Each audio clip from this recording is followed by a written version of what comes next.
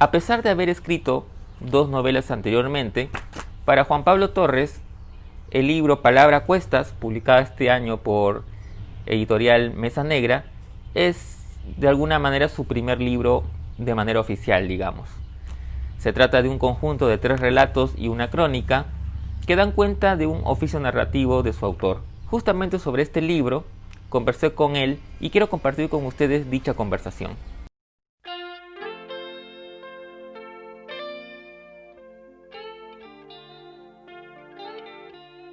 Hola Juan Pablo, gracias por tu tiempo y por permitirnos conversar sobre tu novela, perdón, sobre tu libro de cuentos, Palabra a Cuestas, publicado por Caja Negra Editores, que es tu primer libro, por lo menos entendido. Eh, Bueno, te quiero agradecerte a ti, Carlos. Efectivamente, digamos que es la primera publicación en texto impreso que tuvo desde el inicio, que fue concebida, mejor dicho, para ser publicada. Antes hubo dos publicaciones, dos libros que fueron editados de manera independiente, solventado el costo por alguien que encontró en el material algo que consideró valioso. De hecho, los textos tuvieron buenas reseñas de Isaac Goldenberg y de Roberto Chavarren, pero este conjunto de relatos es en realidad el primero que desde la concepción misma apuntaba a ser compartido por medio de una editorial, ¿no? ok, sí, justo sobre eso quería, sobre la concepción del libro quería también preguntarte, pero antes de eso quisiera un poco ir hacia un poquito más atrás, es decir, rastrear un poco tus primeras aproximaciones con la literatura y con la escritura, ¿no? Tú vienes del derecho, eres abogado, eh, pero en realidad si uno se pone a pensar, no es poco frecuente los casos de abogados escritores, digamos, ¿no? Desde el Alfredo Pérez Echenique, que estudia la carrera, si bien no la ejerce, igual se recibe de abogado, y otros tantos. Me parece que Martín Adam también, sí, aunque quizás me equivoque. ¿Cómo llegas a la literatura y en qué momento decides o te das cuenta que tienes una imperiosa necesidad de escribir? Bueno, en realidad esta aproximación, como la llamas tú, procede de mucho antes. Eh, Cuando yo era muy pequeño, y de hecho hasta ahora, pero cuando era muy pequeño de modo mucho más claro, eh, o con más ímpetu, me dedicaba al dibujo, al diseño, y luego más tarde a la fotografía. Entonces, bueno, yo dibujaba mucho, eh, y mi papá tenía una colección de libros, no te digo pues enorme, pero sí considerable, así que yo me acerqué a ellos, principalmente enciclopedias y demás, por las ilustraciones que yo reproducía. Pero un día me voy a permitir fijarlo, digamos, en un momento, aunque todos sabemos esta suerte de fenómenos no se dan precisamente en un instante, ¿no? Son más bien producto de un proceso continuado. Mi padre me dijo, no, porque yo empecé a hacer historietas por mi propia cuenta. Empecé a hacer historietas, me gustaba mucho ver documentales de niño, entonces yo contaba viajes, etcétera, a través de dibujos. Me dijo, mira, el problema de los dibujos es que quien vea tu libro no puede imaginarse lo que tú estás diciendo como él quiera. En cambio, en un libro, puedes permitirle al otro participar. No pensé tanto en la participación como sí en la ampliación repentina que de pronto se me hacía del propio lienzo, ¿no? Obviamente no en esos términos, ¿no?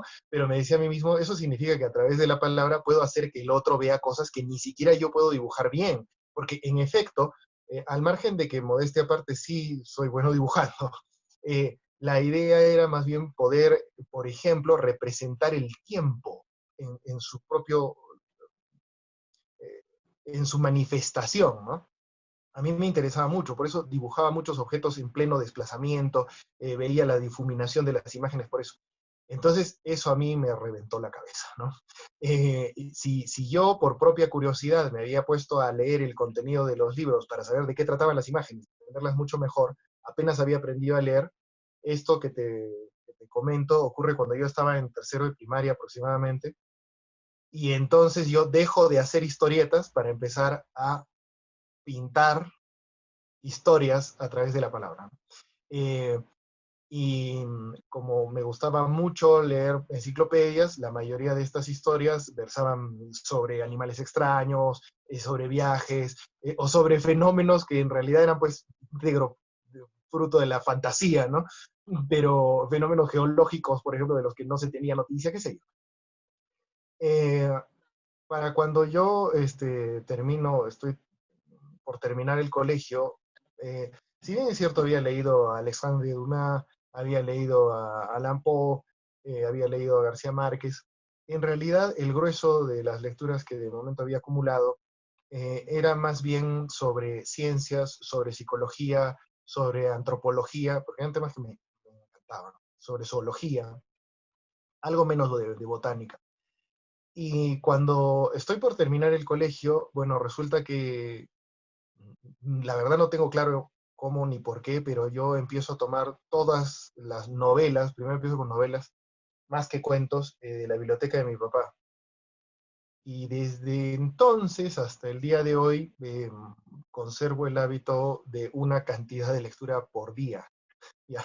Entonces, necesariamente de narrativa, sin mezclarla con estudios de antropología o filosofía o qué sé yo, ¿no? En otras palabras, de ficción. Ingreso a la carrera de Derecho porque me parecía, como muchos lo hemos hecho, y no por eso entraña menos culpa la decisión, eh, que me permitiría emplear lo que mejor sabía yo, que era convencer gente a mi edad, ¿ya? Como estudiante. Bien podía emplear lo que sabía a través de esa carrera, ¿no? Pero cuando ingresé a la Facultad de Derecho me dediqué, sí, bastante no me dediqué con empeño académico, aprovechaba cada clase mediocre para leer ficción, las muy buenas clases que sí que las tuve, por supuesto, prestaba mucha atención, me interesaba mucho sobre todo la relación del derecho con la filosofía, pero si se trata de mis prácticas profesionales, etcétera, siempre estuvieron vinculadas con el desarrollo o gestión de talento humano, de capital humano, y como se hace, ha ido cambiando el término, ¿no? Cuando todavía no se hablaba de eso, en realidad se hablaba muy poco, y cuando todavía no, el medio no había sido infestado por esa palabra chirriante, coach, ¿no? Esa suerte de estafa. ¿Ya? Y del modo en que se lleva, digo, en la mayoría de casos, con todo el respeto que merecen quienes en efecto desarrollan pues funciones para las que se tiene y se necesita un conocimiento vasto. Así que en realidad, pese a lo sinuoso del asunto, si uno lo ve desde el lado de la carrera, mucho no me aparté. Y de hecho ya en la facultad participé en algunas revistas literarias, eh, tuve ocasión de escribir algunas columnas para algunos diarios sobre el tema de análisis. Eh, Como melómano contumaz, de pronto me junté con algunos estudiantes de la Universidad San Marcos, por cierto, para sacar una suerte de pasquín de crítica de música, yo toco batería. Eh, Estudié obviamente lo más que pude, pero era un conocimiento por otros lados, ¿no? Y así de a pocos, digamos, así empieza. Ujú. Eh, bueno, para hablar un poco del libro, quería preguntarte también cómo, cómo fue digamos, el proceso, ¿no? Un libro de cuentos, digamos, en algunos casos implica ir escribiendo los relatos, y cuando uno tiene más o menos un número interesante, los une en un conjunto, pero también muchas veces ocurre que uno tiene una idea preconcebida, ¿no? De qué cosa quiere decir, y van apareciendo los relatos en función a eso, ¿no? Sí, bueno, Me da la sensación, de repente me equivoco, un segundo en tu caso. ¿Cómo fue el proceso en sí? sí, efectivamente. Lo que pasa es que eh, yo, primero hacer la aclaración, ¿no? Stricto sensu, Palabra Cuestas no es una colección de cuentos porque eh, se pliegan a este tipo de narración solamente 3 de los 4. El último es en efecto una crónica, cuyo contenido es íntegramente, digámoslo con esta palabreja acuñada para el propósito de no ficción, ¿ya? Así que el último relato, lo digo, no tiene ningún elemento de ficción, literalmente ninguno, ¿ya? En cuanto a los hechos, digo, ¿no? Eh, lo que pasa es que yo había escrito esta crónica, es decir, que la planificación, digamos, arranca por el final, eh, en relación a la migración venezolana. Y yo ya estaba disponiéndome a realizar otras crónicas, dos en particular, proyectos a los que no he renunciado todavía, y que simplemente he postergado quizá muchísimo más de la cuenta.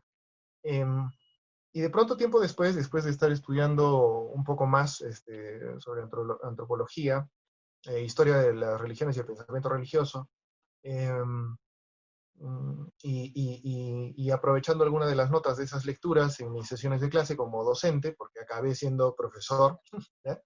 Este, igual que mi padre. Eh, bueno, mm, elaboré un relato basándome en una fábula. Ese es el primer relato que aparece en el libro. Y automáticamente eh, fue para mí muy claro que se tendía el arco eh, desde este relato como un determinado nivel de reescritura hasta la crónica, que corresponde más bien a la reescritura de la realidad. ¿Ya? Lo que quiero decir es que partía con el relato de la reescritura en cuanto a fondo y sentido de una fábula más o menos conocida, sé que no es muy popular, eh, y el segundo relato que yo sabía que iba a elaborar era una versión más bien libre, digamos, de un cuento clásico, ¿ya? En el que abordaba además otra esfera de participación personal, en la que hablamos ya de un ámbito mucho más amplio que el de las propias relaciones afectivas, tópico del primer relato, y hablaba ya un poco más de la familia y la sociedad, y luego haría la reescritura de un mito fundacional, y de hecho genésico, eh, que combina, o mejor dicho, que es producto de varias tradiciones, ¿no?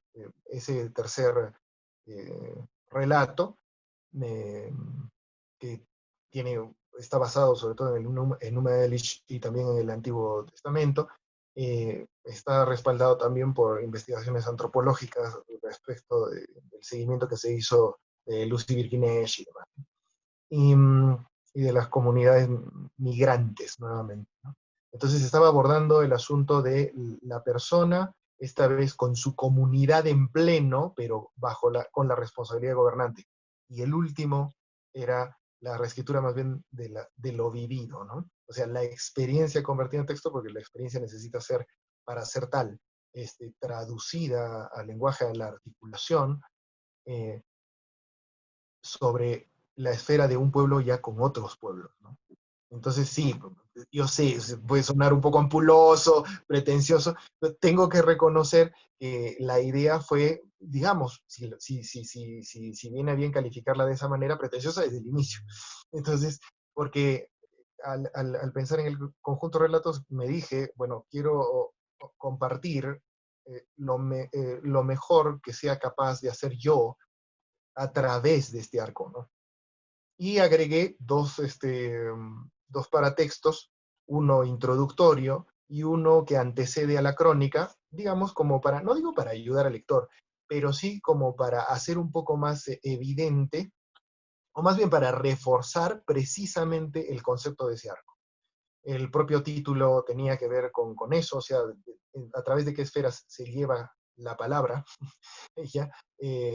Y bueno, y encontrar la imagen de portada, pues fue relativamente sencillo para mi muy buena suerte, porque la extraordinaria pintora argentina Ana Negro y yo somos amigos hace ya años, y yo no tuve la menor duda, apenas cerré el conjunto de relatos, yo le dije, mira, ¿sabes qué? Yo recuerdo hay un cuadro tuyo que quiero para esa portada, ¿no?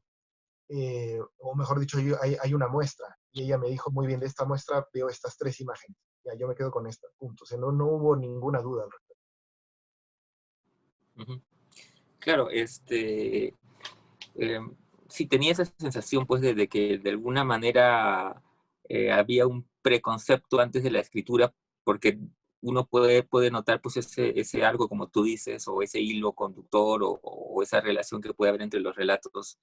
Pero también me llamó mucho la atención, por ejemplo, el texto inicial, ¿no? Porque me hace pensar en el libro también como una exploración más allá también de los temas, del mismo hecho de narrar, el mismo hecho eh, de contar una historia, el mismo hecho de introducirse en una historia para entenderla, para transformarla. Para revalorizar de alguna manera, digamos, la tradición narrativa, porque Exacto, se trataba más que de un rescate de una, considero, necesaria labor de subrayado, ¿no? ¿Hasta qué punto nos hemos olvidado de, eh, digo, ¿no? La mayoría de gente ha olvidado la extraordinaria importancia que tiene la ficción como contenedor de experiencias sintetizadas, ¿no? A mí me parece, por ejemplo, un comentario vano siempre que se emplea eso de que la realidad supera la ficción, por supuesto, o sea, porque la ficción per se, en sí misma, constituye, no digo según Aristóteles, una mímesis, ¿no? Un producto de mímesis, sino que en efecto la ficción constituye el producto de una síntesis, de lo que hace la realidad a través del prisma de la complejidad humana, sale como resultado de un trabajo de lenguaje. Eso necesariamente es producto de una sintetización.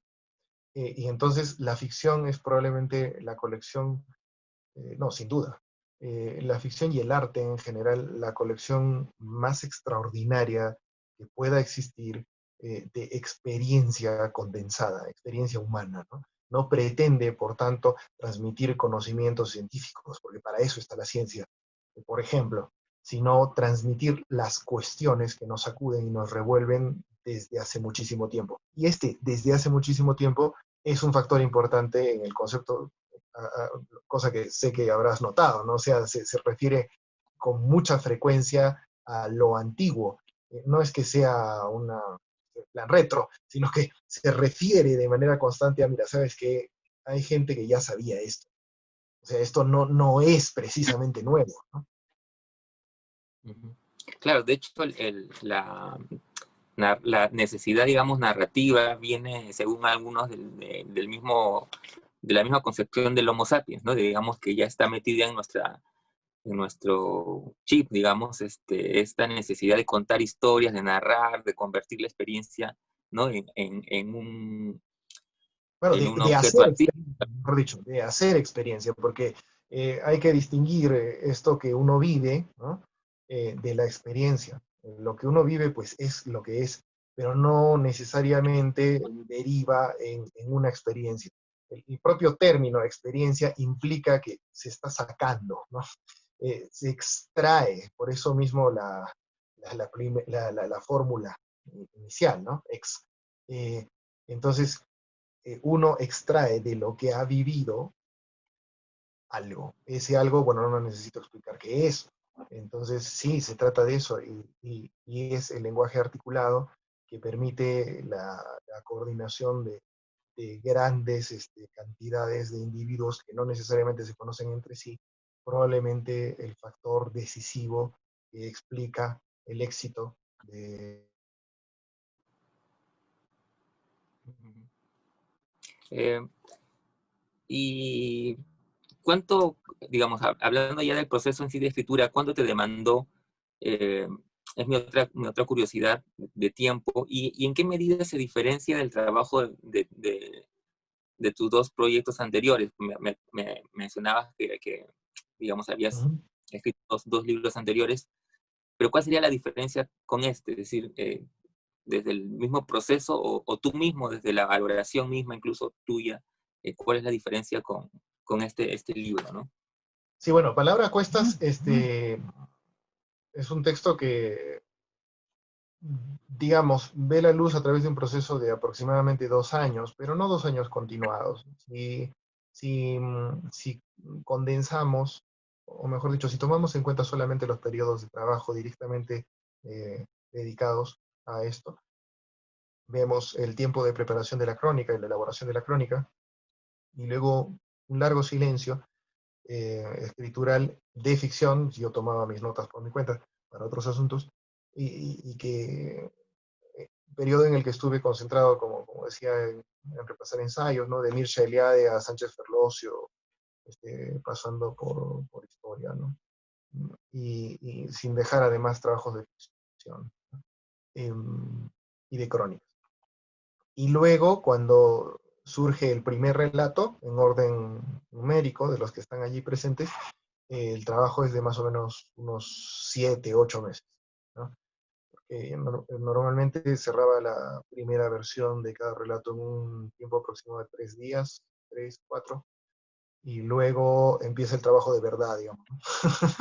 O sea, trabajo como trabajo, porque lo primero yo no lo considero un trabajo en sí mismo. Y entonces ahí empieza, ¿no? A pulir, recolocar, reinstalar, etc. Ahora, la concepción misma, una vez acababa con uno, ya era automáticamente dirigida al otro. Y eso sí me tomaba otro tiempo.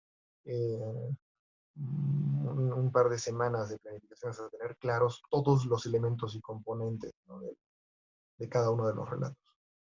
Eh, Ahora, ¿cómo se relaciona este material con los anteriores? Los dos textos anteriores fueron, son ejercicios escriturales. Es decir, material que no, como dije, no estaba destinado desde el principio a ser publicado, sino de que se trataba de un conjunto, en ambos casos, una suerte de novelas, ambas novelas cortas, en las que yo compuse enteros los textos pensando en la aplicación de diferentes técnicas. Eh, por ejemplo, en el último de ellos, en el primero, asuntos de numerología, y en el segundo, el último de ellos decía, el hecho de que se trata de 6 capítulos narrados por 6 narradores distintos, con 6 voces diferentes, en 6 tiempos distintos, etcétera, ¿no? Es generar el prisma entero. Y todo esto porque pensaba utilizarlo para un proyecto que antecedía a estos, que es una novela cuyo bosquejo he deshecho varias veces y que creo que como bosquejo quedará. Eh, es parte de la experiencia, ¿ya? Porque estoy, bueno, encaminándome a otras cosas, ¿no? Entonces, no guarda realmente una relación muy directa, salvo lo obvio de los tópicos que por lo general me ocupan, ¿no? Me atraen, y que creo que si alguien ha tenido la mala suerte de toparse con esos dos primeros textos y ahora lee el último, podrá reconocer con relativa facilidad. Es interesante porque, digamos, yo obviamente no he podido leer esos dos textos primeros, que me Qué dices que bueno. son novelas, pero, pero me llama la atención que sean novelas porque yo tenía la sensación, y quizás por eso mi error inicial al decirte novela, cuando, ¿no? Cuando te presenté, eh, porque tenía esa idea de alguien que piensa el asunto como un conjunto, ¿no? Es decir, eh, podría incluso leerse este libro, quizás muy antojadizamente, es verdad, pero como una suerte mm, de novela en cierto sentido, ¿no? De alguna manera, ¿no? O sea, leerla en clave de novela, digamos, ¿no? Por usar una Exactamente. Entonces, definición cómoda. lo que me lleva a preguntarte si es que de alguna manera tu orientación va más hacia ese género. eh, Sí, me parece que sí, o sea, me resulta el aliento, digamos, con el que normalmente desarrollo mis textos, es un aliento o bien ensayístico, o más bien dado hacia la novela, ¿no? Digo ensayístico porque, por ejemplo, en la página que dirijo, y tanto los textos que yo mismo elaboro como los que edito en general son o ensayos o entrevistas de corte exploratorio, pero académico, y también algunos otros más experimentales, que aunque podría decirse, no sin chamuscarse los dedos, tienen algo de poesía, que me interesa muchísimo, en realidad no terminan no sueltan del todo esta vena, ¿no? Ensayística. Para ir terminando, ¿hay vislumbrándose por ahí algún trabajo próximo, quizás una novela justamente de lo que estamos hablando? Bueno, en efecto sí, estoy trabajando en apuntes para un nuevo texto. No sé a ciencia cierta si se trate finalmente de una novela, porque eh, el, el asunto que me ocupa, digamos, es se presta para hacer muchas cosas. Eh, y estoy atravesando, mm, no quiero decir que todo el mundo lo haga, ¿no? Pero me parece que lo que voy a decir coincide con la ruta que varios otros desarrollan, atravesando la etapa en la que determino justamente el alcance en relación al tono, ¿no? Y entonces, una vez resuelva esa situación, podré decirte, mi estimado Carlos, no es tal cosa, ¿no? Antes no. Okay. Muchas gracias, Juan Pablo. Ha sido un placer charlar contigo sobre este libro.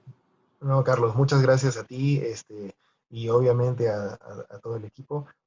Ha sido también para mí un placer. Y bueno, esperemos que el texto continúe el camino que ya viene siguiendo para que más gente pueda aproximarse a él y encontrarlo como por lo menos un punto de partida para discutir.